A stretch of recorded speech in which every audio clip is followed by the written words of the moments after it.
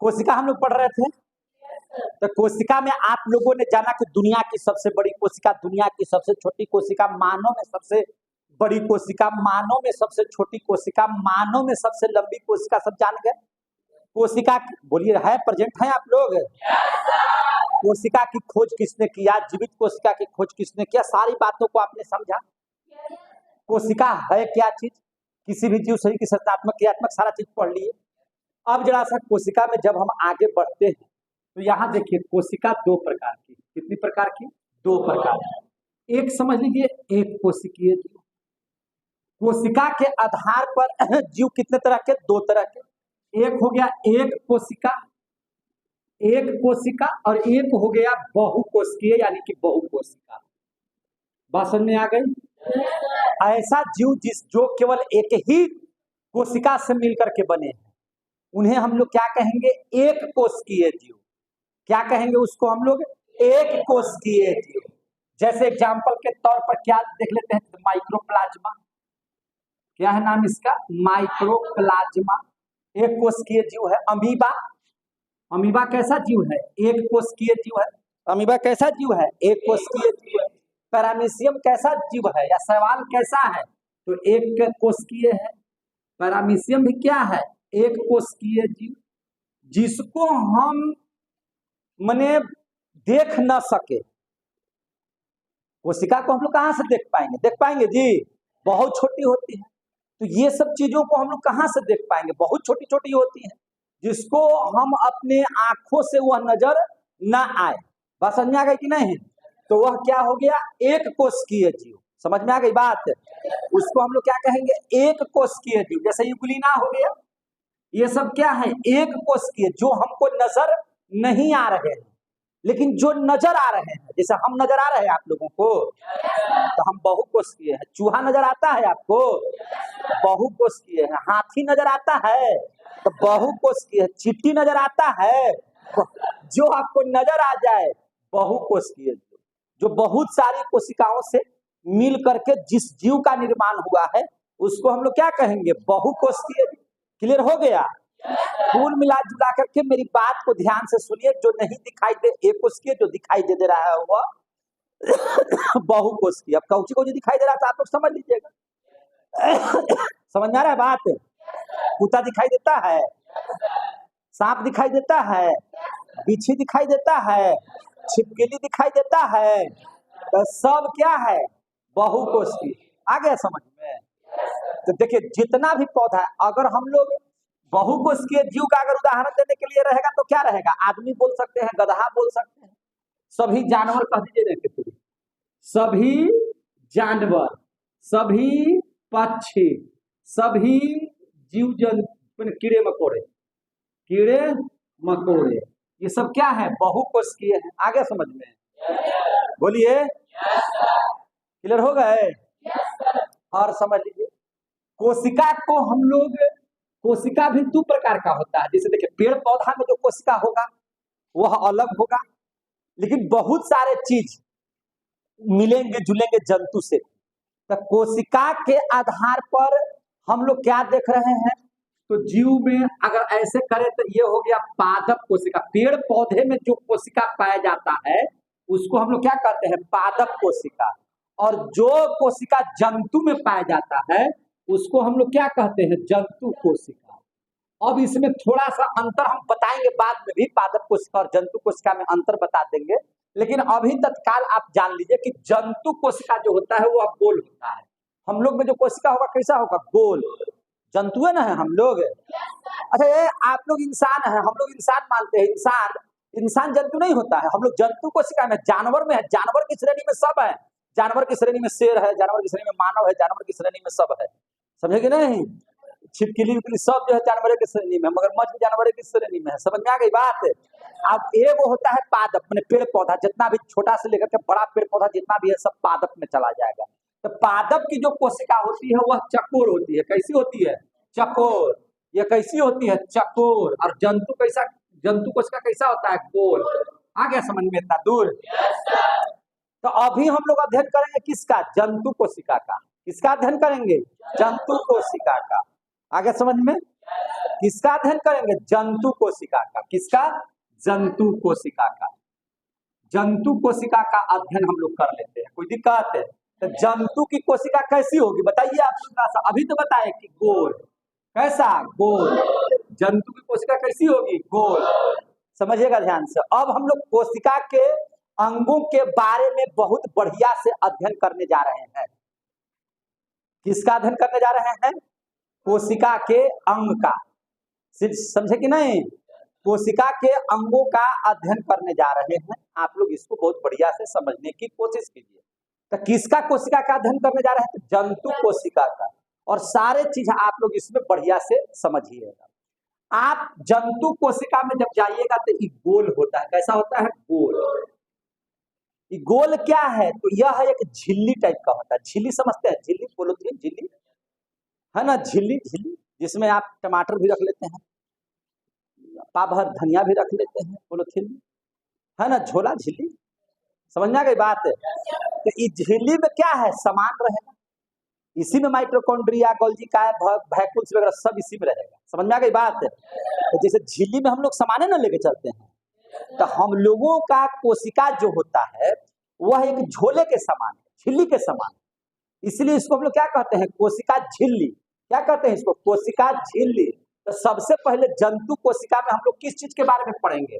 कोशिका झिल्ली के बारे में। किसके बारे में? कोशिका झिल्ली। आ रहा है समझ में? कोशिका झिल्ली के बारे में पढ़ने जा रहे हैं। किसके बारे में पढ़ने जा रहे हैं? कोशिका झिल्ली। यह दोनों में पाया जाता है। कोशिका झिल्ली पादप कोशिका में भी पाया जाता है और जंतु कोशिका में भी पाया जाता है। बिना झिल्ली का कोशिका हो ही नहीं सकता। समझ आ गई बात?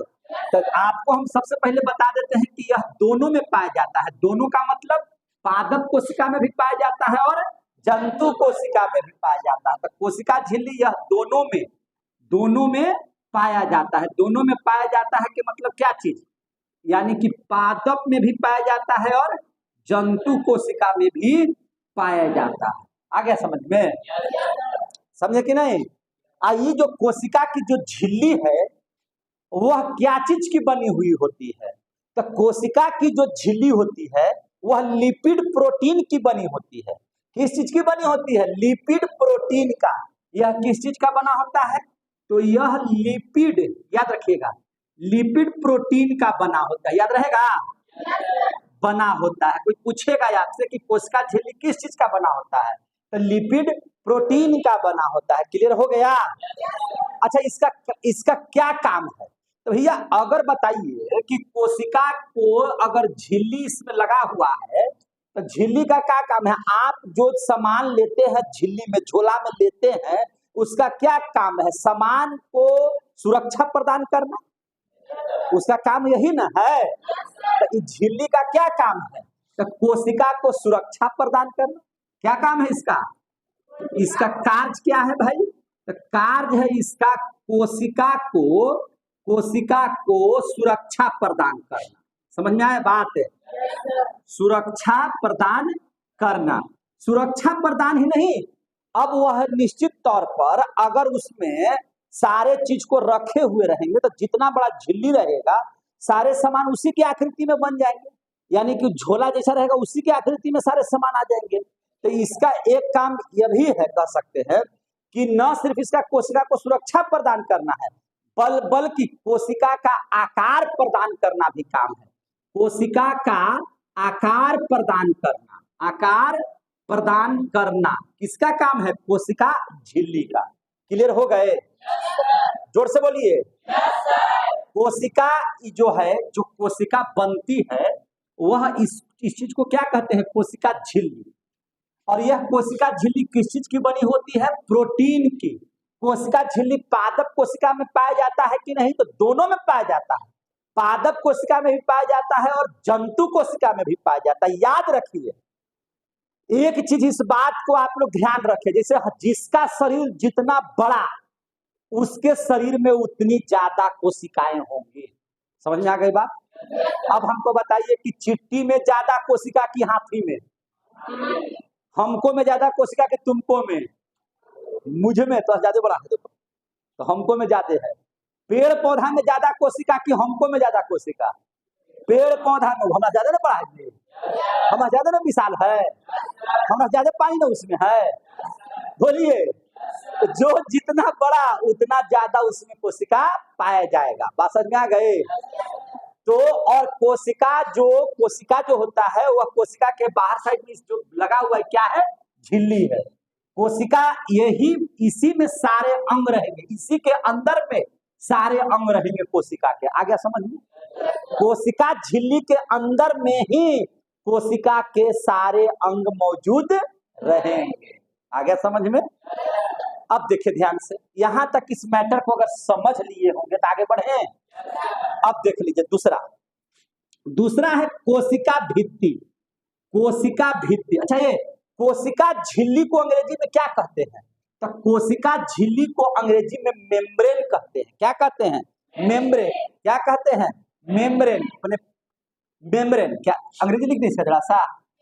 कोशिका झिल्ली को अंग्रेजी में क्या कहते हैं? मेम्ब्रेन। क्या कहेंगे? मेम्ब्रेन।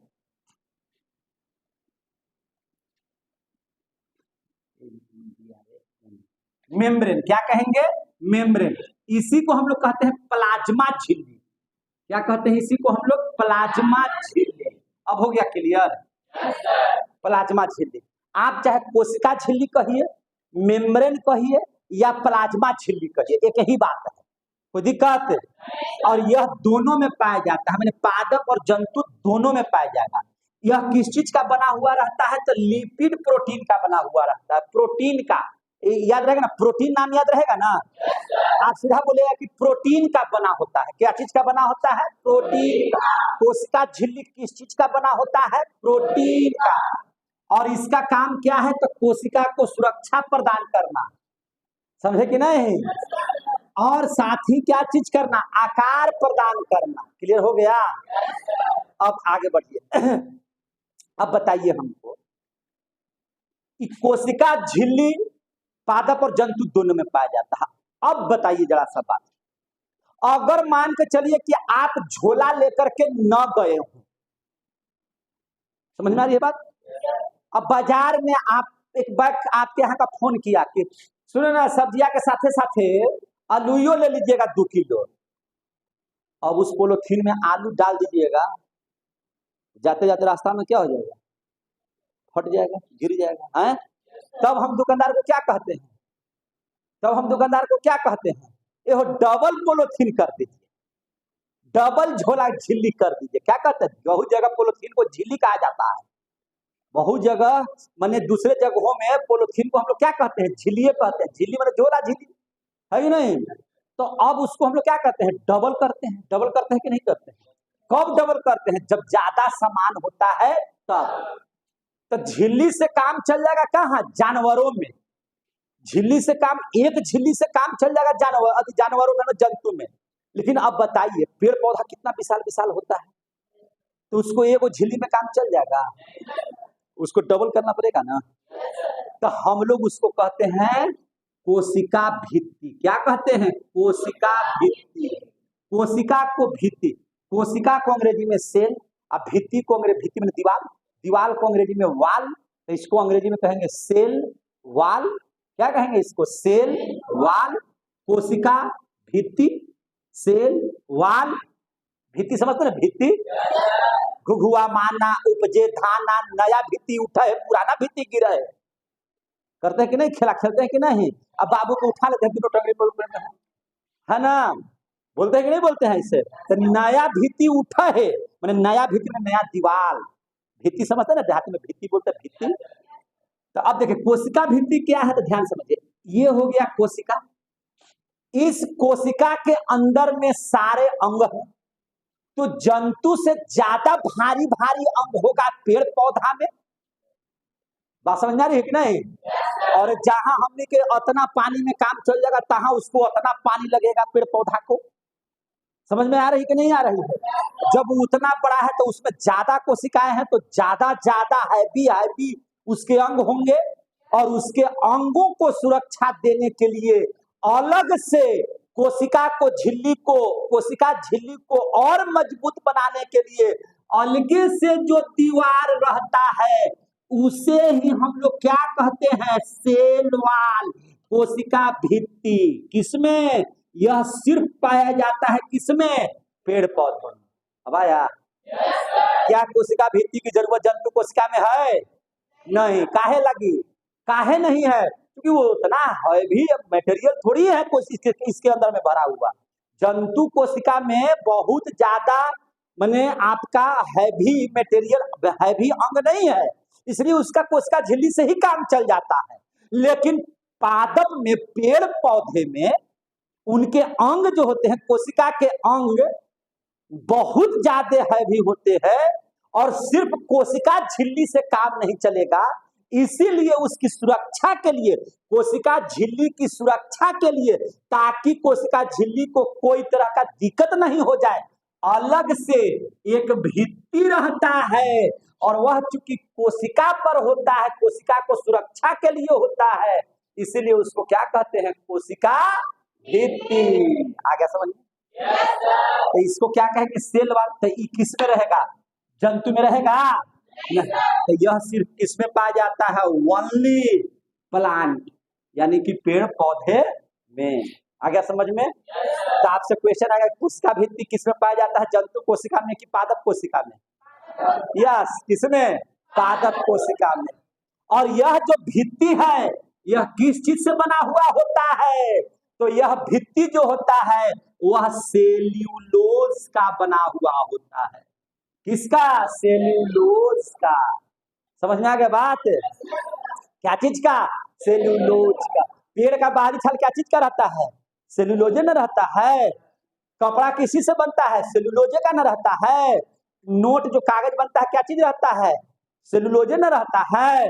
तो पेड़ पौधा कपड़ा खा जाता है, जानवरों का कपड़ा खा जाता है, तो अरे भैया वो पेड़ का छिलका खा जाएगा, तो वो खा जाएगा, है कि नहीं?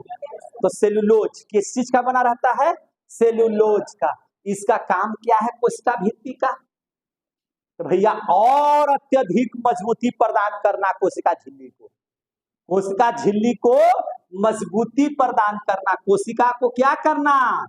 कोशिका को मजबूती प्रदान करना। आ रहा समझ में? मजबूती प्रदान करना माने सुरक्षा ज्यादा देना। सुरक्षा ज्यादा देना किसका काम है? कोशिका भित्ति का। समझ में आ गई बात? समझ में आ रहा है बात? तो यह हो गया क्या चीज? कोशिका झिल्ली।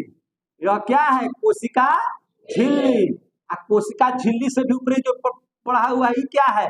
कोशिका भित्ति। तो कोशिका भित्ति पादप में पाया जाता है, जंतु में पाया नहीं जाता है। तो क्या कोशिका झिल्ली पाया जाता है पादप में? तो यह कोशिका झिल्ली को नहीं ऊपरा से ऊपर में उड़ावल है। तो कोशिका झिल्ली तो दोनों में पाया जाता है। क्लियर हो गया? ये दोनों समझ में आया? तो ये अभी कोशिका की बाहरी संरचना हम लोग पढ़ रहे हैं। अब यहाँ से शुरू करेंगे कोशिका के अंदर में जो चीज है वो। अब इसके बाद हम लोग पढ़ेंगे कि जब कोशिका को आव हिकोड़ के देखा, समझे कि नहीं? कोशिका को और जब हम लोग हिकोड़ के देखे तो उसका नाम था वैज्ञानिक का अल्टमैन। क्या नाम था? अल्टमैन। अल्टमैन ने खोज किया कि कोशिका के अंदर में माइटोकॉन्ड्रिया है। क्या है? माइटोकॉन्ड्रिया। क्या है? माइटोकॉन्ड्रिया। इसका नाम क्या है? माइटोकॉन्ड्रिया। क्या नाम है इसका? माइटोकॉन्ड्रिया। आ रहा समझ? माइटोकॉन्ड्रिया क्या है? तो ये हो गया आपका सेल, और सेल के अंदर में यहाँ पर पाया जाएगा कौन चीज? माइटोकॉन्ड्रिया। तभी माइटोकॉन्ड्रिया के बारे में समझ लीजिएगा कि नहीं समझिएगा।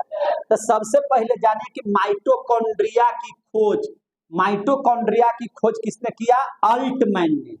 किसने? अल्टमैन। देखिए इसी को हिंदी में, माइटोकॉन्ड्रिया को हिंदी में सूत्रकणिका कहते हैं। क्या कहते हैं? सूत्रकणिका। इसको हिंदी में क्या कहते हैं? सूत्रकणिका। आया समझ में? अब देखिए हम लोग श्वसन की क्रिया करते हैं ना भैया, हम लोगों का तो बहुत सारे कोशिका हैं। जैसे एक अगर कंटा से अगर ऐसे हुड़ दिए तो 20-25 कोशिका निकल जाएगा बाहर, और सारे के सारे कोशिका में क्या पाए जाते हैं? माइटोकॉन्ड्रिया। तो देखिए ध्यान से इस बात को समझ लीजिए। जब हम लोग सांस लेते हैं, सांस लेते हैं। जब हम लोग श्वसन की क्रिया करते हैं, जब हम लोग किसकी क्रिया करते हैं? श्वसन की। तो हीमोग्लोबिन का काम क्या है?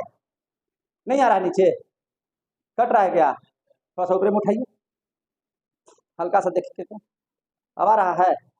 चलिए देखिए ध्यान से, माइटोकॉन्ड्रिया जिसको हिंदी में क्या कहते हैं? सूत्रकणिका। अब कोशिका के यह अंग है और इसको हम पहला अंग में इसका नाम लिखे हैं माइटोकॉन्ड्रिया का। बात समझ आ गई?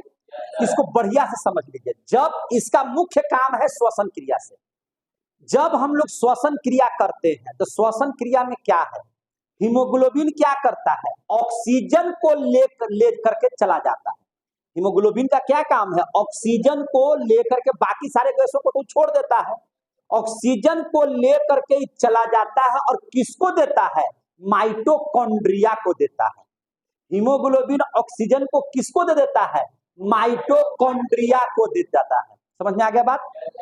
और वहां पर माइटोकॉन्ड्रिया जब ऑक्सीजन ले लेता है तो ऑक्सीजन क्या करता है? एक साइकिल चलाता है। क्या करता है? एक साइकिल चलाता है। साइकिल का मतलब कि पेंडल मार मार के साइकिल चल रहा है ना इसी से, तो वह साइकिल चलाने जैसा एक काम करता है जिसको हम लोग कहते हैं चैन रिएक्शन। क्या कहते हैं? Chain reaction. आ गया समझ में? अब ऑक्सीजन क्या करता है? माइटोकॉन्ड्रिया, हीमोग्लोबिन जब ऑक्सीजन को माइटोकॉन्ड्रिया को दे देता है तो वहां पर ऑक्सीजन क्या करता है? साइकिल चलाता है। और साइकिल चलाने की क्रिया को ही हम लोग क्या कहते हैं? Chain reaction. और चैन रिएक्शन की खोज करने वाले जो वैज्ञानिक थे उनका नाम है क्रेब्स। क्या नाम है? क्रेब्स। अब यहाँ पे स्थिति समझ लीजिए। और क्रेब्स ने क्या किया कि उसकी खोज किया, तो उस चैन रिएक्शन का नाम हो गया क्रेब्स चक्र। क्या नाम हो गया? क्रेब्स चक्र। और जितना क्रेब्स चक्र करेगा उतनी एटीपी, कौन सी ऊर्जा निकलेगी? एटीपी ऊर्जा का निर्माण होगा। और हम आपको पढ़ाए हैं ग्लूकोज, जब पढ़ाए होंगे पोषण में, तो हम बताए हैं कि 38 एटीपी मिलकर के एक ग्लूकोज का निर्माण करता है। क्या चीज का निर्माण करता है? एक ग्लूकोज का निर्माण करता है। और वह ग्लूकोज का काम है आपके शरीर में ऊर्जा बनाना। क्या बनाना? ऊर्जा बनाना। और माइटोकॉन्ड्रिया यह काम हमारे शरीर की जितनी भी कोशिकाएं हैं, सारी की सारी कोशिकाएं, सारे के सारे कोशिका में पाए जाने वाले माइटोकॉन्ड्रिया शरीर में ऊर्जा प्रदान करते हैं, पावर बनाते हैं। और यह पावर जब बनता है, ऊर्जा जब बनता है, तो उस ऊर्जा का प्रयोग बोलने वाला आदमी मुंह से करता है, खेलने वाला बैडमिंटन खेलने वाला आदमी हाथ में उसका ऊर्जा का प्रयोग करता है, दौड़ने वाला आदमी उसका प्रयोग पैर से में करता है।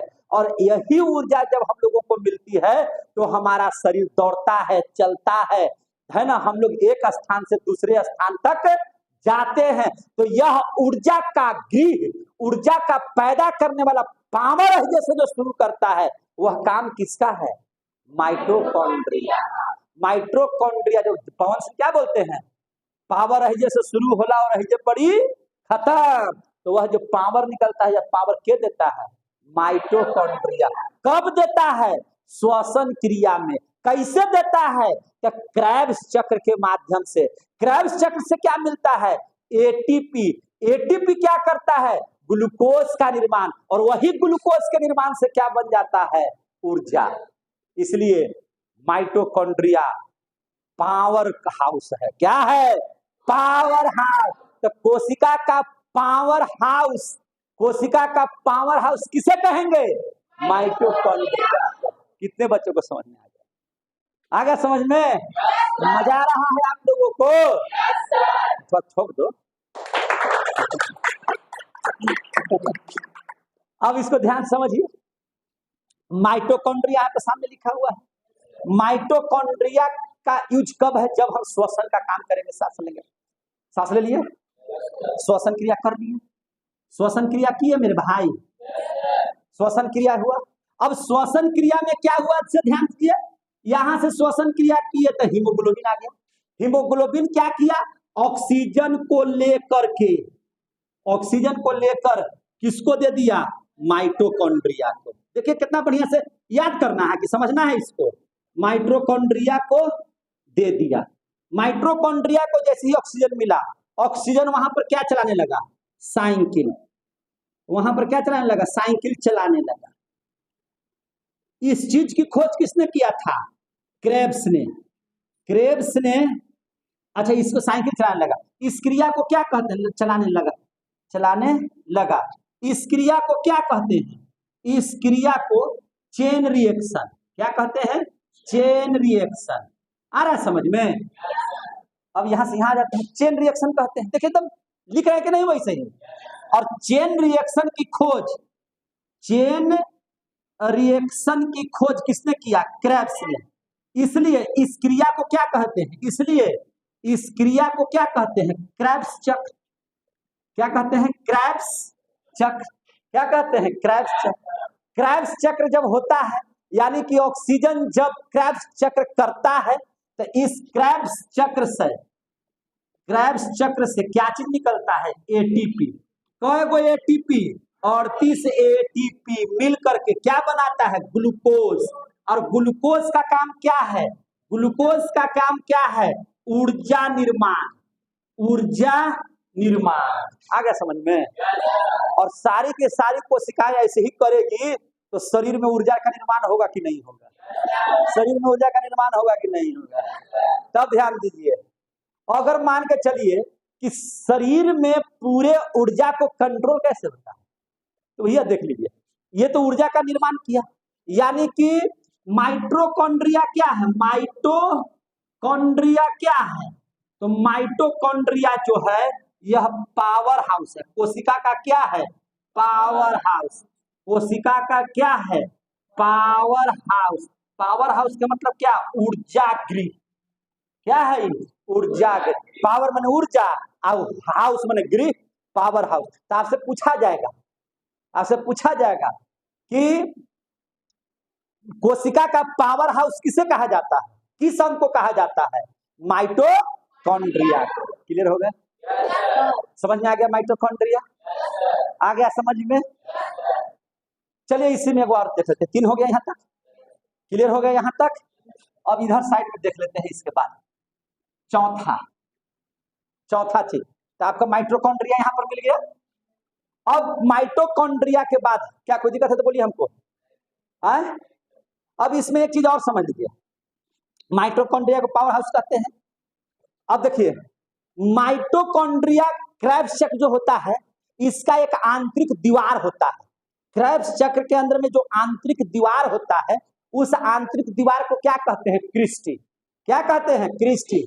यानी कि अगर लिख देते हैं कि इसके आंतरिक दीवार को क्या कहते हैं, इसके आंतरिक दीवार को क्या कहते हैं, तो इसका नाम है क्रिस्टी।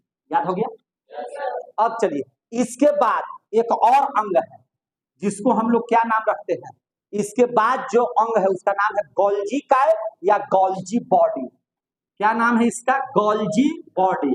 इसके बारे में जरा समझ लीजिए, गोल्जी बॉडी या गोल्जी काय, क्या नाम है इसका, गोल्जी बॉडी या गोल्जी काय।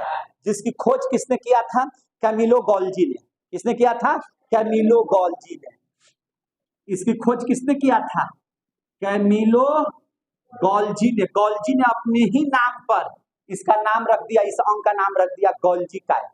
काय माने बॉडी, काया नहीं कहते हैं, कैवा में भूल लग जाएगा, बोलता है ना आदमी रहता है, कैवा माने बॉडी, शरीर है कि नहीं, काया मीन्स बॉडी, शरीर है कि नहीं। ना कहते फटवा काया में घून लगे तो जो ना, काया मीन्स शरीर। आगे समझ में। तो गोल्जी बॉडी, गोल्जी बॉडी का खोज किसने किया था, कैमिलो गोल्जी ने। तो गोल्जी, कैमिलो गोल्जी, गोल्जी अपने ही नाम पर गोल्जी बॉडी रखती है, कोई दिक्कत है। यानी कि दूसरा जो अंग हो गया माइटोकॉन्ड्रिया के बाद गोल्जी का, क्या नाम है इसका, गोल्जी का। ध्यान से समझिए इस चीज को। अगर मान के चलिए इसका काम मुख्य रूप से क्या है, परिवहन करना। इसका काम क्या है, मुख्य रूप से परिवहन करना। सर परिवहन मीन्स तो गाड़ी होता है, परिवहन मीन्स क्या होता है, गाड़ी घोड़ा जो एक स्थान से दूसरे स्थान पर किसी चीज को ले जाता है। तो बस अगर आप इस बात को समझ लिए कि परिवहन का काम है कि गोह बैठे गया उतार दिया, गोह बैठे दाऊदनगर उतार दिया, गोह बैठे पटना उतार दिया, गोह बैठे औरंगाबाद उतार दिया, परिवहन का यही काम है जी। पटना बैठे दिल्ली उतार दिया, एरोप्लेन का काम है, ट्रेन का काम है कि नहीं है। तो परिवहन का मतलब क्या, एक स्थान से दूसरे स्थान तक ले जाना, यही ना परिवहन का काम है। तो निश्चित तौर पर गोल्जी बॉडी का भी तो यही काम होगा, एक स्थान से दूसरे स्थान पर ले जाना। क्या चीज को? अरे भैया जो ऊर्जा बना है उसको, अभी ना ऊर्जा बनाए हैं, तो ऊर्जा बन रहा है तो उसी को ना एक स्थान से दूसरे स्थान पर ले जाएगा। अच्छा एक चीज बताइए, हम अभी बोल रहे हैं तो हमको सबसे ज्यादा ऊर्जा कहाँ लग रहा है? लग रहा है ना, पूरा ऊर्जा हमको कहाँ चाहिए? यहाँ पे चाहिए। बैडमिंटन खेलने वाले आदमी को सबसे ज्यादा ऊर्जा कहाँ चाहिए? हाथ में। दौड़ने वाले आदमी को ऊर्जा कहाँ चाहिए? पाँव में। कहाँ चाहिए? पाँव में। चाहिए कि नहीं चाहिए? अब बताइए, अब तो यहाँ से यहाँ तक पाँव है, तो यहाँ पर तो मेरी कोशिका बहुत ज्यादा है, तो बहुत ज्यादा ऊर्जा इधर बन रहा होगा पूरा एकदम। यहाँ से तो जरूर ज्यादा यहाँ बन रहा होगा। मुँह में तो जिभिया भर में कितना होगा, इतना ही तो जिभिया है, यहाँ तो तनिए सुन ऊर्जा बनेगा। इस समय तो ज्यादा ऊर्जा बन रहा है कि नहीं बन रहा है?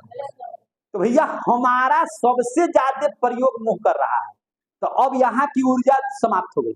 यहाँ की ऊर्जा क्या हो गई? समाप्त। अब यही पर गोल्जी बॉडी क्या करेगा? गोल्जी बॉडी क्या करेगा? इधर की जो ऊर्जा है ना, वहां से धीरे धीरे करके कहाँ ले आएगा? मेरा मुहुआ में ले आएगा। कहाँ ले आएगा? मुहुआ में।